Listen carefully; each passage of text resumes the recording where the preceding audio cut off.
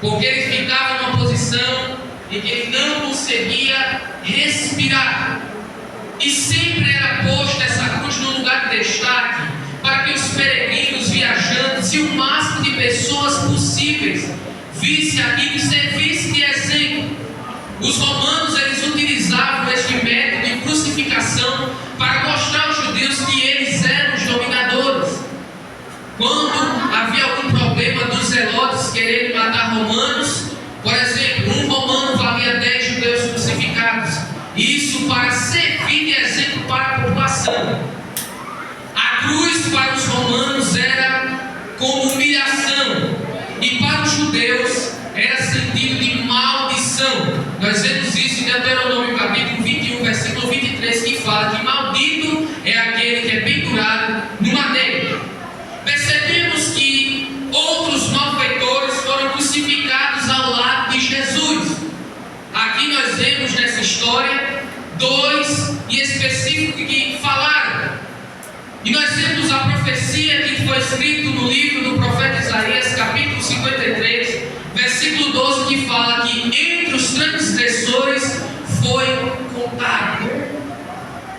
Vamos lá. A primeira cruz é a cruz do ladrão que blasfemou. Um dos ladrões, ele blasfemou de Jesus, porque ele viu todo tipo de classe social fazendo zombaria de Jesus. Nós vemos, primeiro,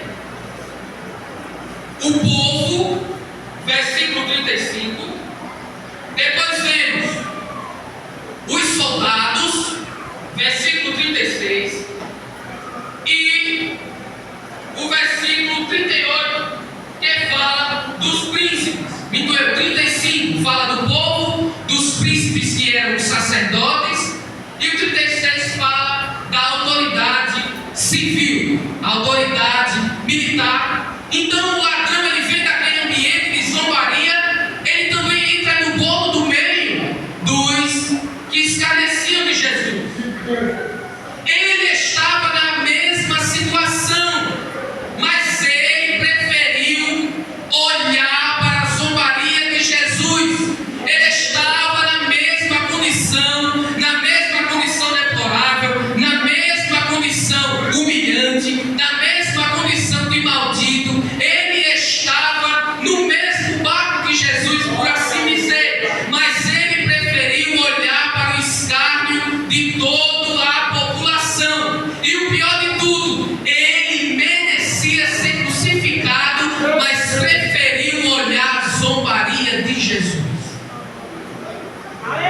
O que é que nós aprendemos? O que nós tiramos de lição? É que este homem que blasfemou de Jesus é como um crente camaleão. Porque ele se molda conforme o ambiente. Na igreja é glória, aleluia, unção, levanta os braços, mas quando está fora da igreja,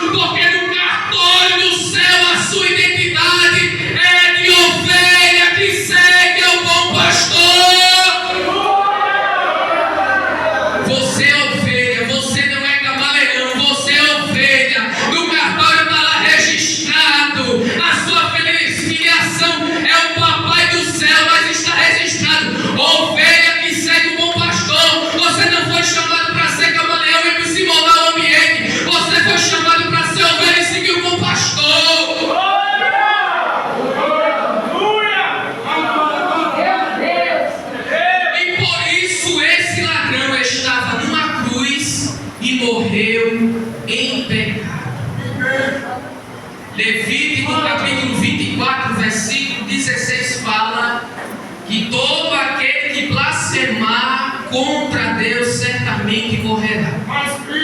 Primeira cruz, primeira morte, morreu em pecado. Vamos para a segunda cruz. O outro, ele repreendeu. Eu creio que eles eram parceiros no crime, e por isso ele tinha essa maior intimidade para repreender. Claro que não está escrito e nós não vamos forçar o texto, mas ele repreendeu e reconheceu o seu pecado e porquê dele estar na situação. Ele fala: tu nem ainda temes a Deus, ainda estando na mesma condenação. Na verdade, nós com verdade, com justiça sofremos, mas este nem o mal fez. A gente merecia, mas este não merecia não.